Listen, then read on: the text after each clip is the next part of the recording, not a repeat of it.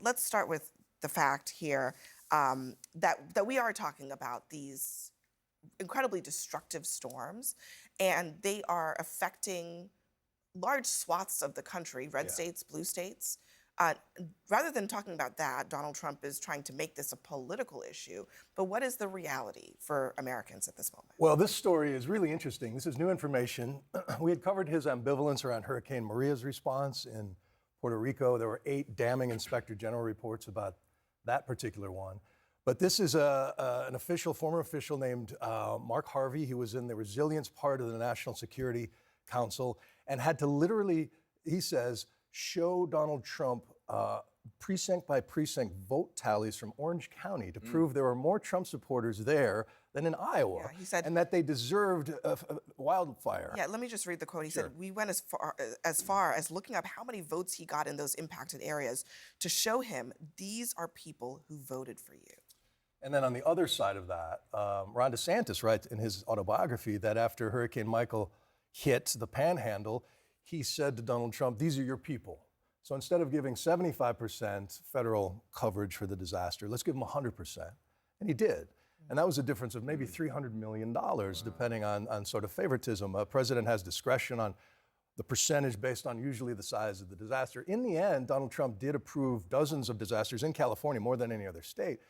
But this shows his transactional impulse, right? Everything is about how do I play this to my advantage? And what it does is it trickles down this conspiracy to now you have the Red Cross and FEMA fighting these theories that you're only going to get $750 and the rest of the money went to Ukraine. And I mean, this is in the middle of a disaster. Like the disaster is happening right now. And people are trying to pick their lives up. It just seems very cynical. You know, and one thing that I think gives it some credence is that he said in public back in April 2020 on Twitter, he said, which is I guess what we called it back then, he said, why should we give any COVID relief money to blue states, right? He said he put that out there in a kind of just saying kind of way, but it's of a piece with the way he's approached all of public life. And to your point earlier, it's not a discussion for Donald Trump about uniting America. It's consistently us versus them and his team, and then he will protect and take care of his people. And that's part of the promise, is if you join his team, you will get taken care of. It's also a reminder of why this system of governance exists, where there are civil servants who are non-political, who literally look at how do you help people, how do you make sure that the money gets where it's needed to go, and that system needs to be maintained and protected. I mean, Madison, is this a bridge too far? I mean, is Trump just going, he always goes a little too far, but is this too far? Well, I feel like disaster relief should never be political. I don't care whether it's a Democrat or Republican. We have to look at each individual situation and make sure that we provide the funds necessary to give the relief needed to these people. I mean, we see people stranded out there. We see people struggling. We see moms on Facebook posting, like, please help, we're running out of baby formula. My neighbor has no oxygen. I mean, this is a true disaster, and what's going on now, obviously what goes on with the wildfires. But to say that this is the only time ever in history that any politician, Republican or Democrat, has politicized something like this, difference being sometimes Trump says things in front of everybody that other politicians do behind closed doors. And I think that's the frustration that so many people across the country have with government, with politicians, with Congress. I mean, in Ohio, for example, many people not very far from where I'm from, in East Palestine, Ohio, very, very frustrated that it took President Biden over a year to come, and they begged him to come. I do think that the difference here is that Trump is just straight up lying. Well, there was also... Like, here are the governors. These are the governors of the affected states. Here's what they're saying. It's been superb. We're getting assistance, and we're asking for everything we need. I'm incredibly appreciative of the rapid response and the cooperation from the federal team at FEMA. The response was quick from the federal government. We got what we need. He offered that if there's other things we need, just to call him directly.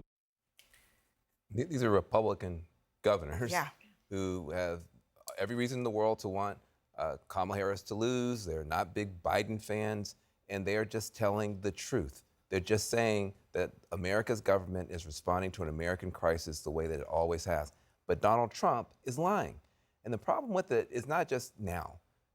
Now it's terrible. People are suffering. Maybe people are more afraid than they need to be. They might be more confused than they need to be. The problem is this poison gets to the system.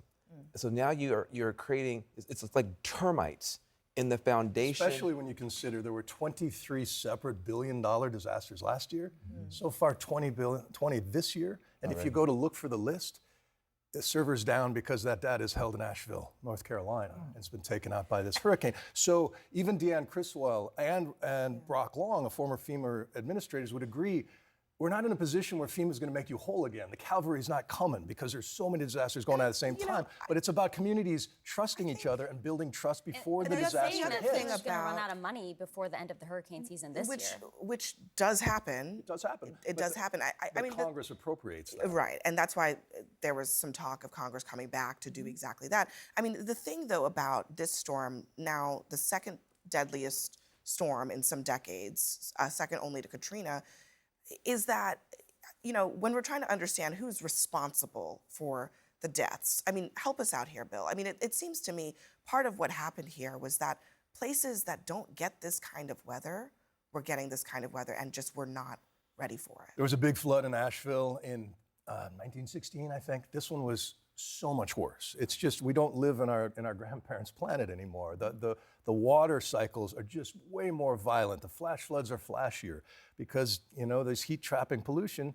Just a warmer planet moves more water in much more unpredictable ways. So we lack the imagination to think about the kind of wildfire we saw in Maui or these kinds of inland hurricanes. There's a new term called it's the brown ocean effect because the dirt was so moist from the rain before Helene hit that it created almost like ocean conditions to keep the hurricane alive on land. And so this is something leaders need to be educating the public about, to brace for and prepare for, not say it's not happening in the first place, and then transactional response. This got missed on Sunday, but here's what Trump said about climate change. And mind you, the storm had come, had devastated parts of the country, and he said this. Do you ever notice this was such a big deal, the environmental stuff?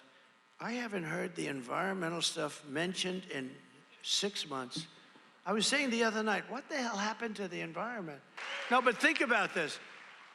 I haven't heard, Mike, they don't ever talk about the environment anymore. You know why? Mike is saying, don't talk about it now. No, it's one of the great scams of all time. You know why they don't talk about it? Because people aren't buying it anymore.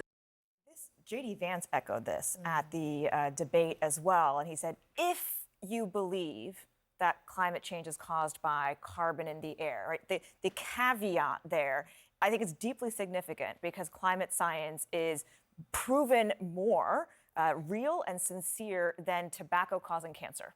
Right? That's by the consensus of scientists. And now by the lived experiences of people. The people who actually understand this most deeply in their pocketbooks, farmers, right? And the fact that most people in urban centers are disconnected from our food supplies, these are the threats of the future, right? This focus on individual people or where they're from as opposed to something that everybody on this planet has to deal with. Bill, as somebody who spends your days and your nights talking about the environment, when you hear Trump say that, I mean, what do you think?